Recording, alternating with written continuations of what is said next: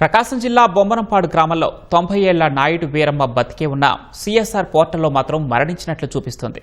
ఇటీవల కేంద్ర రాష్ట్ర ప్రభుత్వాలు రైతుల ఖాతాల్లో నగదు జమ చేశారు. నాయుడు వీరమ్మ ఖాతాలో నగదు పడ్డాయో లేదా అని పరిశీలించగా కేవలం పీఎం కిసాన్ నగదు మాత్రమే జమైంది. రాష్ట్ర ప్రభుత్వం ఇచ్చే అన్నదాత సుఖీభవ నగదు ఎందుకు జమ కాలేదని సచివాలయ సిబ్బందిని ఆమె కుమారుడు ప్రశ్నించారు.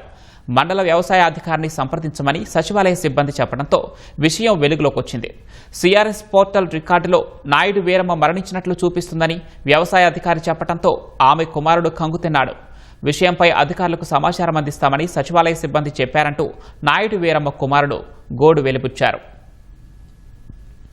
నా పేరు నాయుడు వీరమ్మ, నేను బతికే ఉండాను, రికార్డులో చచ్చిపోయానని చెబుతున్నారంట.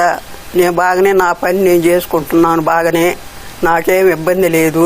మా అమ్మకి కిసాన్ డబ్బులు పడ్డాయండి, కానీ ఇది రాష్ట్ర ప్రభుత్వం డబ్బులు పడలేదు. పడకపోతే నేను సచివాలయానికి వెళితే సచివాలయం వాళ్ళు మాది కాదు ఏవో ఆఫీసుకు బొమ్మన్నారు. అక్కడికి పోతేనేమో వాళ్ళు మళ్ళీ వాళ్ళదే ఈ పొరపాటు అని నన్ను సచివాలయానికి పంపించారు.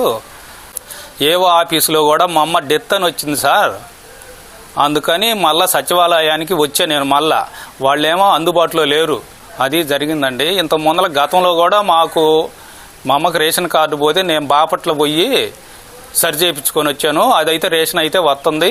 ఇప్పుడు మాత్రం రాష్ట్ర ప్రభుత్వం అంది పళ్ళ మా అమ్మకి.